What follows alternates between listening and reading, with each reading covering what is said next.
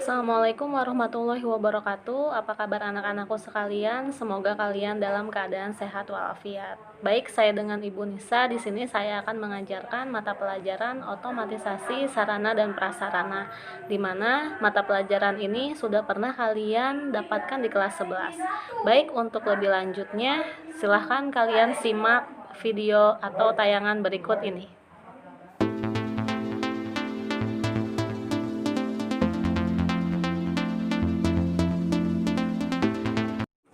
Baik anak-anak, mari kita masuk ke materi, yaitu tentang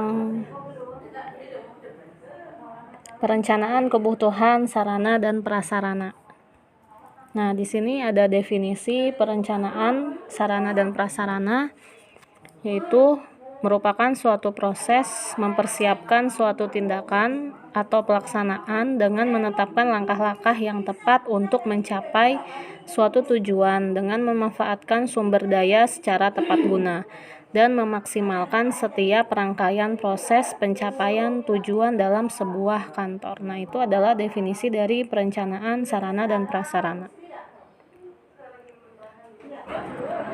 Selanjutnya kita masuk ke ruang lingkup perencanaan kebutuhan sarana dan prasarana. Di sini ada 7 perencanaan kebutuhan sarana dan prasarana. Yang pertama adalah analisis kebutuhan SAPRAS, yang kedua jenis kebutuhan SAPRAS, yang ketiga syarat-syarat perencanaan kebutuhan, yang keempat manfaat perencanaan SAPRAS, yang kelima alur usulan sarana dan prasarana, yang keenam dasar pemikiran usulan, dan yang ketujuh usulan berdasarkan pengelompokan barang. Baik, kita bahas satu persatu. Yang pertama adalah analisis kebutuhan sarana dan prasarana, di mana analisis kebutuhan SAPRAS ini merupakan suatu kegiatan mengamati dan mempelajari tentang apa saja yang menjadi kebutuhan dari suatu instansi atau kantor pada masa kini atau masa sekarang dan masa mendatang. Nah, apa saja sih yang harus diperhatikan dalam analisis perencanaan kebutuhan sarana dan prasarana? Yang pertama adalah klasifikasi alat atau SAPRAS yang dibutuhkan. Lalu yang kedua, spesifikasi alat atau SAPRAS. Yang ketiga, di mana lokasi alat atau sarana prasarana itu akan digunakan, lalu siapa yang akan menggunakannya, kapan alat tersebut digunakan, dan berapa jumlah atau volume yang dibutuhkan. Itu merupakan penjabaran dari analisis kebutuhan sarana dan prasarana. Lalu selanjutnya ada jenis kebutuhan SAPRAS. Nah, jenis kebutuhan SAPRAS ini dibagi menjadi 2. Yang pertama berdasarkan analisis kebutuhan kualitatif dan berdasarkan analisis kebutuhan kuantitatif.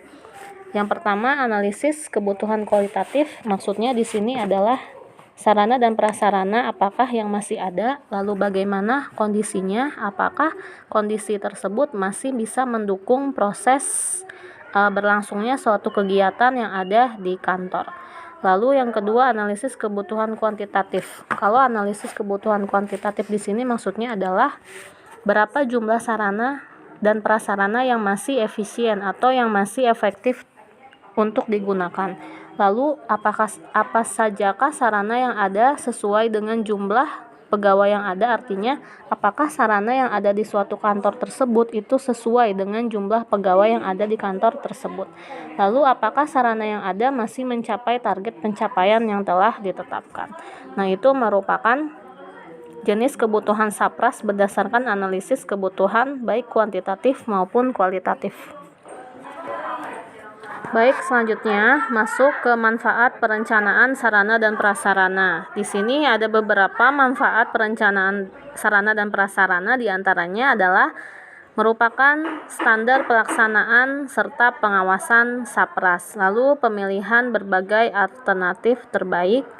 Selanjutnya menghemat pemanfaatan sumber daya organisasi, membantu manajer menyesuaikan diri dengan perubahan lingkungan, alat memudahkan dalam berkoordinasi dengan pihak terkait, lalu bisa juga dijadikan sebagai alat meminimalkan pekerjaan yang tidak pasti, dan yang terakhir dengan adanya perencanaan sarana dan prasarana ini bisa menyusun skala prioritas. Nah, itu merupakan manfaat-manfaat daripada perencanaan sarana dan prasarana. Selanjutnya ada alur usulan sarana dan prasarana. Nah, untuk alur dan usulan SAPRAS ini terdiri dari 5 alur ya. Yang pertama adalah usulan kebutuhan SAPRAS. Berarti pada saat akan melakukan pengusulan sarana dan prasarana, yang pertama adalah mengusulkan terlebih dahulu kebutuhan atau sarana prasarana apa saja yang akan diajukan ya. Usulan kebutuhan SAPRAS ini salah satunya bisa menampung semua usulan SAPRAS dari setiap unit kerja yang ada di organisasi tersebut, atau menginventaris kebutuhan SAPRAS apa saja yang dibutuhkan, atau menginventaris kebutuhan SAPRAS apa saja yang tidak memenuhi atau tidak memadai, atau kebutuhan yang kurang.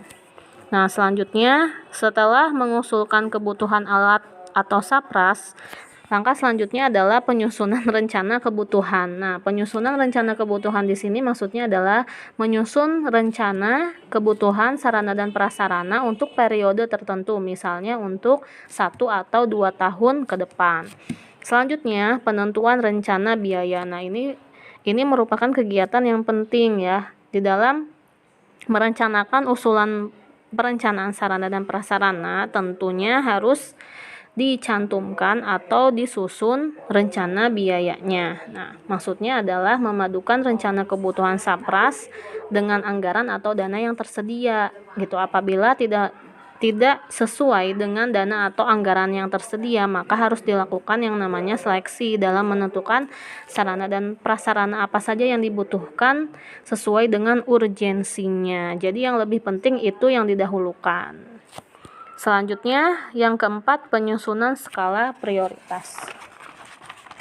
Nah, penyusunan skala prioritas ini berhubungan dengan penentuan rencana biaya tadi. Jadi, maksud daripada menyusun skala prioritas di sini adalah memadukan rencana atau daftar kebutuhan yang urgent atau yang memang betul-betul penting dengan ketetapan dana yang tersedia. Jadi harus membuat skala prioritas jika dana yang disediakan tidak sesuai atau anggaran yang diajukan melebihi dari dana yang sudah ditetapkan. Dan yang terakhir, pengajuan rencana kebutuhan. Nah, apabila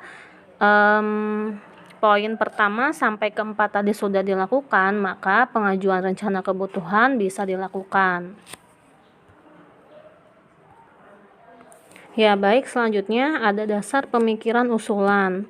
Maksud di sini adalah dasar pemikiran usulan perencanaan sarana dan prasarana. Kenapa harus ada usulan perencanaan sarana dan prasarana? Ya, maksudnya adalah yang pertama untuk meningkatkan pelaksanaan tugas pokok pegawai.